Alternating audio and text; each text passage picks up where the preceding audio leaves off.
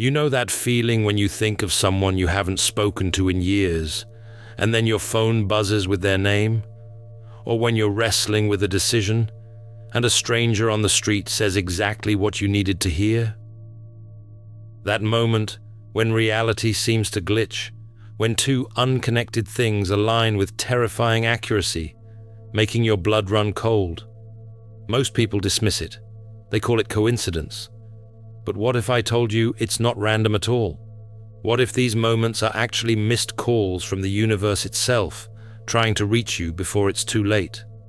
Carl Jung, one of the most brilliant minds in psychology, discovered a pattern hidden in plain sight. He called it synchronicity, and he believed it was a lost language that the universe uses to communicate directly with you. This isn't about luck or chance. This is about a universal language speaking through the fabric of your reality, guiding you toward your destiny. And here's the terrifying part. If you keep ignoring these signals, you're not just missing opportunities, you're actively working against the flow of your own life, creating friction, anxiety, and a path that feels endlessly uphill. The question is, are you listening? The modern world has trained you to dismiss these moments. Logic tells you that coincidences are just statistical flukes. Science says there's no connection between your inner thoughts and outer events. But Jung understood something deeper. He saw that the mind and the world are not separate. They mirror each other in ways that defy our neat categories of cause and effect. And when you learn to recognize this pattern, when you start paying attention to synchronicity, you gain access to a map that's been laid out before you all along, a map leading directly to your purpose. But you have to ask yourself, have you been blind to it? Have you been so focused on forcing your way through life that you've missed the signs pointing you in the right direction? Think about the noise around you right now, the constant bombardment of information, the endless tasks, the logical mind that never stops calculating. All of this creates a thick wall between you and the deeper currents of reality. Jung believed that synchronicity breaks through this wall. It's the universe tapping you on the shoulder, trying to get your attention. But most people are too busy, too distracted, too caught up in the machinery of daily life to notice. They're running on autopilot, following a script written by society, by their parents, by their fears, and in the process, they're drowning out the one voice that actually knows where they need to go. Let me explain what synchronicity actually is. Jung defined it as meaningful coincidences, events that are connected not by cause and effect, but by meaning. These are moments when your inner psychological state aligns perfectly with an outer event, and the connection between them feels undeniable. But here's the crucial part. It's not about cause and effect. It's not that your thought made the event happen, or that the event caused your thought. Instead, both arise together, connected by a deeper pattern beneath the surface of reality. We can explore this principle through a composite scenario based on patterns Jung observed throughout his clinical work. Picture the psychological profile of someone standing at a crossroads in their career, feeling deeply uncertain about whether to leave a secure job for a riskier creative path. In this narrative illustration, they've been agonizing over this decision for months, turning it over in their mind late at night, feeling torn between safety and authenticity. One morning, they're sitting in a coffee shop, still wrestling with the question. A book falls off a shelf nearby. They pick it up, and it's a biography of someone who made that exact leap, who left security for meaning. The title itself seems to speak directly to their situation. Later that same day, they run into an old friend they haven't seen in years, someone who just happens to mention a new opportunity in the exact field they've been dreaming about. And then, in the evening, a random video pops up on their feed, talking about the cost of ignoring your calling. 3 separate events, no logical connection between them, but all carrying the same message. This composite example demonstrates what Jung meant by synchronicity. Now, Most people would call that luck, but Jung saw it differently. He understood that synchronicity reveals something profound about the structure of reality itself. He introduced the concept of the collective unconscious, a deeper layer of mind that we all share. This isn't your personal unconscious, filled with your individual memories and repressed thoughts. This is something older, something universal. It contains what Jung called archetypes, universal patterns and images that appear across all human cultures. These archetypes shape how we experience life, love, death, transformation. And synchronicity is one of the ways these deeper patterns break through into your conscious awareness. Jung believed that the psyche, your inner world, and the physical world are not separate. They're two aspects of the same underlying reality, and synchronicity is the bridge between them. When your inner state resonates strongly with a particular archetype, with a particular pattern of meaning, the outer world seems to respond. Events arrange themselves in ways that mirror your psychological state. It's as if reality itself is trying to communicate with you, using symbols and signs that speak directly to where you are in your journey. Empaths aren't broken, they're alchemists in progress. The Alchemist's Path gives you drills, Jung-based boundaries, and 3 exclusive chapter videos to turn overwhelm into clarity. By Surreal Mind, 236-page downloadable ebook, in stock. Begin now at thesurrealmind.com. But here's where it gets tricky. How do you distinguish true synchronicity from simple confirmation bias? Confirmation bias is when you only notice the things that confirm what you already believe. You're thinking about someone, and then you see their name somewhere, so you think the universe is sending you a sign. But really, you just started paying more attention to their name because it was already on your mind. That's not synchronicity, that's just selective attention. True synchronicity has a different quality. It comes with a profound feeling of rightness, a sense that something deeper is at work. It's not about forcing meaning onto random events.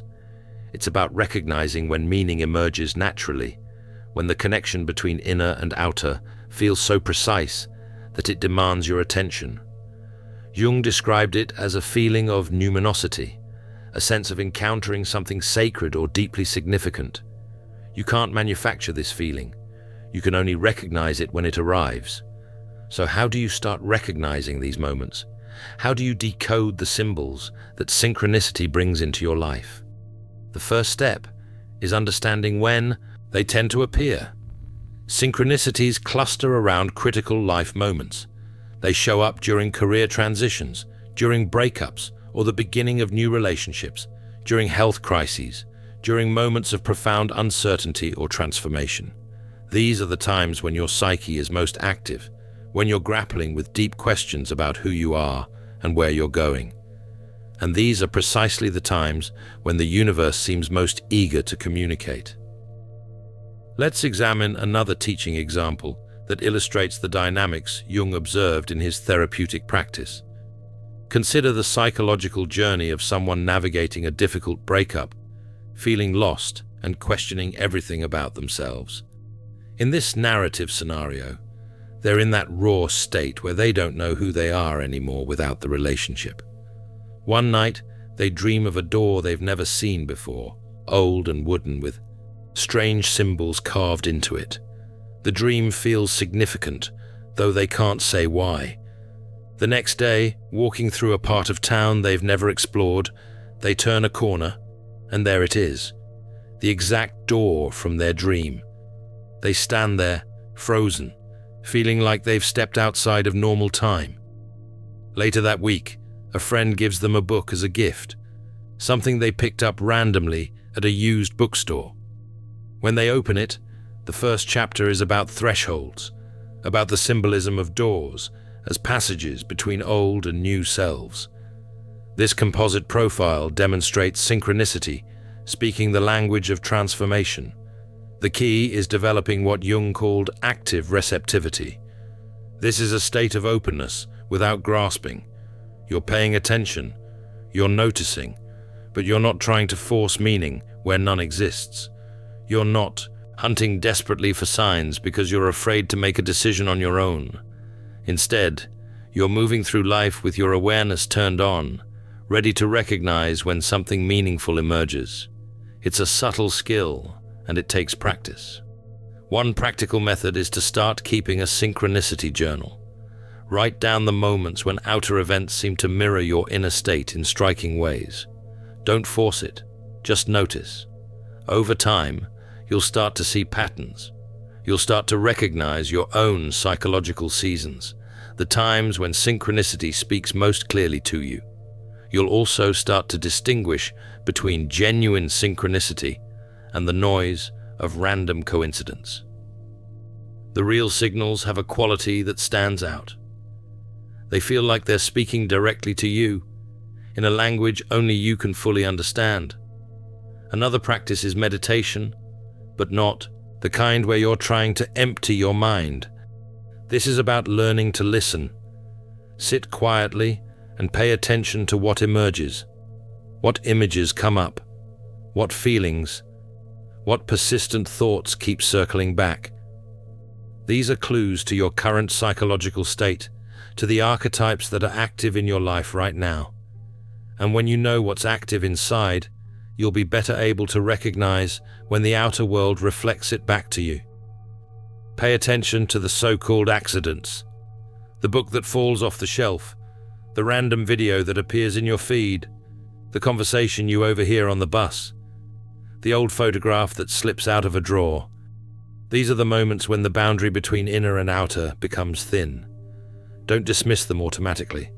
Ask yourself, does this connect to something I'm struggling with? Does this image or phrase or encounter carry meaning for me right now? If it does, sit with it. Let it speak. Now, let me share a detailed narrative illustration that brings all of this together, showing the difference between following synchronicity and relying purely on logic.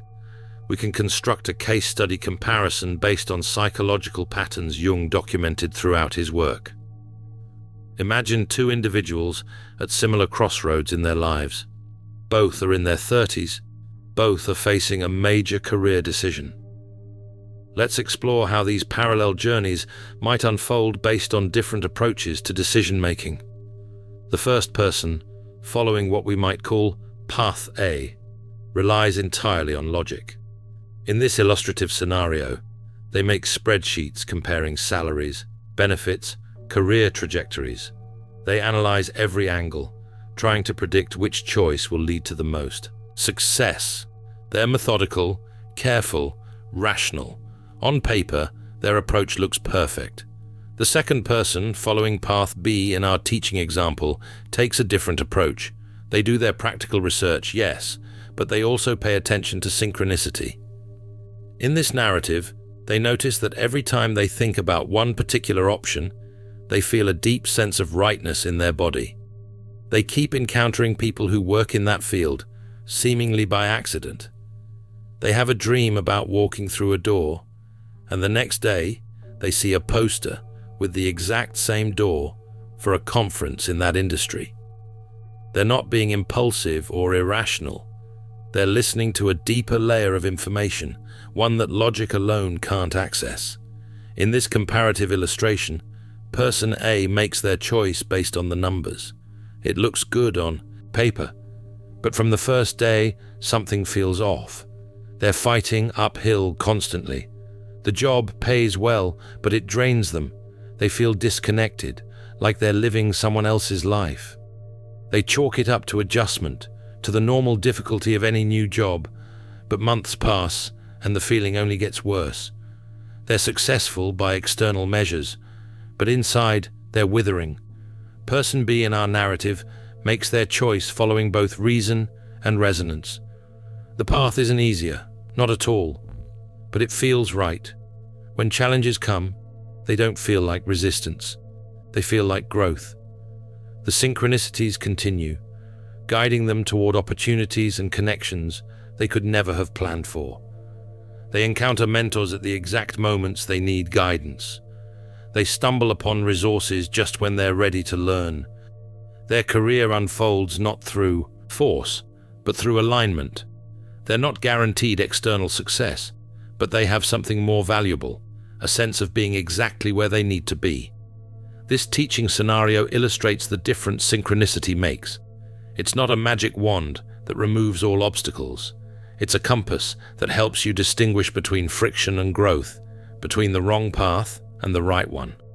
When you're aligned with synchronicity, with the deeper currents of your psyche and the world, your life still has challenges, but those challenges serve your development. When you're out of alignment, everything becomes a struggle. You're constantly swimming against the current, exhausting yourself in battles that don't need to be fought. Jung believed that the ultimate goal of the psyche is what he called individuation. This is the process of becoming your true self, of integrating all the scattered and repressed parts of your psyche into a coherent whole. It's about moving from living according to others' expectations to living according to your own inner truth. And synchronicity is one of the primary tools the psyche uses to guide this process. It's how your unconscious communicates with your conscious mind, using the language of symbols and meaningful coincidences to point you toward the next step in your development. Think about the great turning points in your life, the moments when everything changed. How many of them involved some element of synchronicity? The chance meeting that led to your most important relationship, the overheard conversation that gave you a crucial insight, the book that found its way to you at exactly the right moment. We tend to dismiss these as lucky breaks, but Jung would say, there's something more. They're evidence that your psyche and the world are working together to guide you toward your destiny. But here's the terrifying question. What happens when you ignore synchronicity? What happens when you keep dismissing the signs, when you let logic and fear and social expectations drown out the deeper voice? You end up living what Jung called a provisional life. You're going through the motions, playing the role that's been assigned to you, but you're not actually alive. You're a ghost in your own existence, following a script that was never meant for you. And the cost of this is immense. It's not just about missing opportunities or making suboptimal career choices. It's about a fundamental disconnection from your own soul, from the core of who you really are. This disconnection manifests as anxiety, depression, a sense of meaninglessness. You're successful, maybe, by society's standards, but you feel empty. You have everything you're supposed to want, but nothing satisfies you. You're restless, searching for something you can't name. Jung observed this pattern repeatedly in his clinical practice. His patients weren't suffering from a lack of logic or willpower. They were suffering from a disconnection from their deeper selves, from the archetypal patterns that give life meaning and direction. And the cure wasn't more analysis or more control. The cure was learning to listen again, to pay attention to the language of the unconscious as it speaks through dreams, through emotions, through synchronicity. Now we're reaching the heart of the matter. The real conflict isn't between you and the world. It's between two versions of yourself.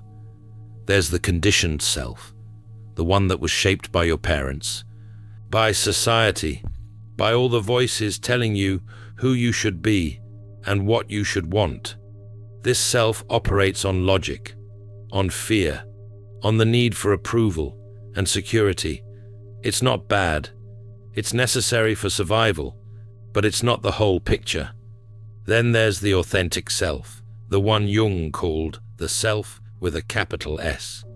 This is the true center of your psyche, the organizing principle around which your whole personality should revolve. This self knows your destiny. It knows the unique path you're meant to walk, the particular way you're meant to contribute to the world, and it's constantly trying to guide you through dreams, through intuition, through synchronicity. But the conditioned self resists. It's afraid. It wants the predictable path, the safe choice, the approval of others. And so you're torn, caught between two voices, two visions of who you should be. When you ignore synchronicity, you're siding with the conditioned self. You're choosing safety over truth, comfort over growth. And for a while, this might seem like the smart choice. The safe path does offer certain rewards, but over time, the cost becomes unbearable. You're living in friction with your own soul. Every day requires more effort, more willpower, more pretending. You're exhausted not because the work is hard, but because you're working against yourself. But when you accept synchronicity, when you start following the breadcrumbs the universe lays out for you, something shifts. You snap into alignment. Suddenly, you're not fighting yourself anymore. You're moving with the current instead of against it. This doesn't mean life becomes easy. It means the difficulties you face are meaningful. They're shaping you, refining you, pushing you toward becoming who you were always meant to be. The anxiety that comes from disconnection starts to dissolve. It's replaced by a different feeling, one Jung described as a sense of being carried by something larger than yourself. This is what Jung called the synchronistic life. It's a life lived in conversation with the deeper layers of reality. You're still making plans, still using logic, still taking practical steps. But you're also listening. You're paying attention to the subtle signals that indicate when you're on the right path and when you've drifted off course.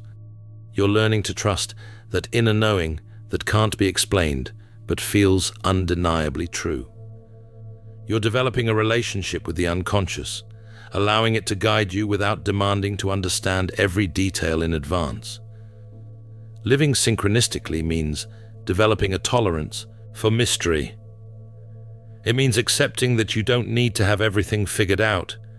You don't need a 10-year plan mapped down to the last detail. You need clarity about the next step, and then the courage to take it.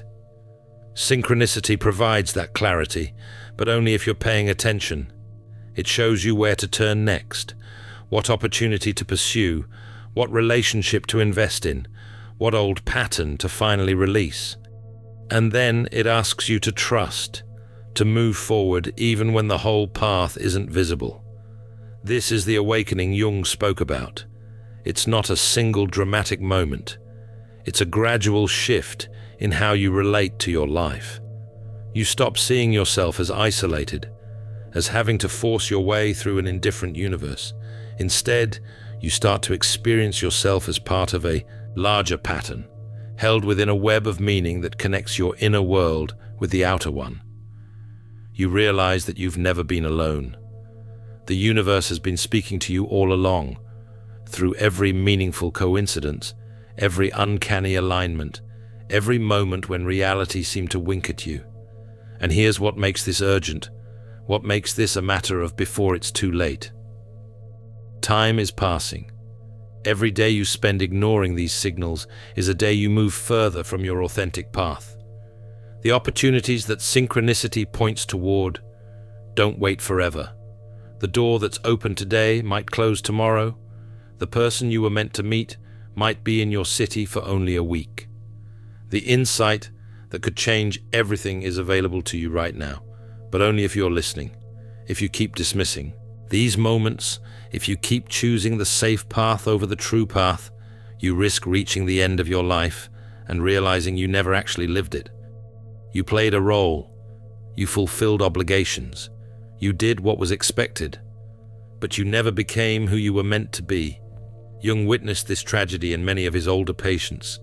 They came to him successful, accomplished, respected, and utterly hollow inside. They had built impressive lives, but they weren't their lives. They were lives designed by fear, by duty, by the need to please others. And now, late in the game, they were finally asking the question they should have asked decades earlier. Who am I really? What do I actually want? What is my life supposed to be about? These questions don't have simple answers. But synchronicity provides clues, if you're willing to pay attention. So the journey begins now, not tomorrow, not when you have more time or less stress or a better understanding. Now, right in the middle of your messy, complicated, overwhelming life. This is where synchronicity meets you. Not in some idealized future where everything is calm and clear, but here, in the chaos of the present moment. The signals are already appearing. The universe is already speaking.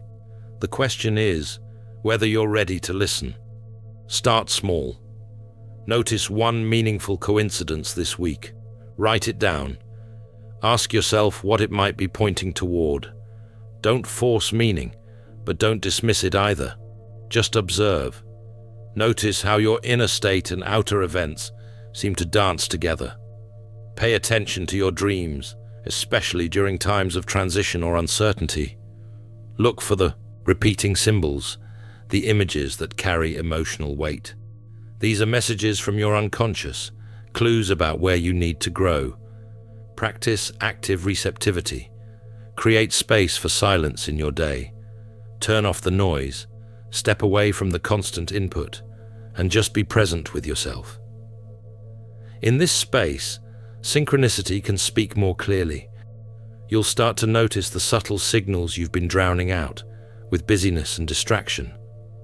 You'll reconnect with your intuition, that inner knowing that the conditioned self has been trying to suppress, and most importantly, start acting on what you notice. Synchronicity isn't just about observation, it's about response. When the universe shows you a door, you have to be willing to walk through it. When a meaningful coincidence points in a certain direction, you have to be willing to follow. This takes courage. It means trusting something you can't fully explain. It means sometimes choosing the path that doesn't make sense on paper, but feels deeply right in your bones. This is the leap Jung is asking you to make. The synchronistic life is waiting for you. It's a life of reduced anxiety, because you're no longer fighting yourself. It's a life of profound purpose, because you're aligned with your true calling. It's a life where the challenges you face feel meaningful instead of arbitrary, where even the difficulties serve your growth. This is your birthright. This is what you were meant for. Not the provisional life, not the safe performance, but the real thing. The life that only you can live, the contribution that only you can make, the destiny that's been calling to you through every moment of uncanny alignment you've ever experienced. The universe has been patient with you. It's been sending signal after signal, trying to get your attention, trying to guide you home to yourself. But there comes a point where the window closes, where the opportunities pass, where the voice gets quieter because you've refused to listen for so long. Don't let that be your story. Don't wait until it's too late to start paying attention. The map is laid out before you. The language is being spoken. The question is, are you finally ready to listen? This is your moment. The journey begins right now, not with a grand transformation, but with a simple choice. The choice to stay awake, the choice to pay attention, the choice to trust that the meaningful coincidences in your life are pointing towards something real, something true, something that matters more than you can currently imagine. Choose to follow the thread. Choose to walk through the door. Choose to live the life that synchronicity is trying to guide you toward. If this message resonates with you, if something in you recognizes the truth of what we've explored here, then make it real. Subscribe to this channel so you don't miss the next insight that might change your path. And leave a comment below, right now, with these exact words: I choose conscious transformation. This isn't just a comment, it's a declaration. It's you telling the universe that you're ready, that you're listening, that you're finally willing to step into the life you were meant for. The journey begins now. In The Alchemist's Path, perception training for empaths, you'll turn overwhelm into wisdom with practical drills, Jung-inspired boundaries, and step-by-step perception training. This guide includes 3 exclusive chapter videos to deepen each lesson. Written by Surreal Mind, 236 pages, beautifully designed 8.5 by 11 downloadable ebook, in stock now. Start your training today. Feel deeply while thinking clearly. Get The Alchemist's Path at thesurrealmind.com.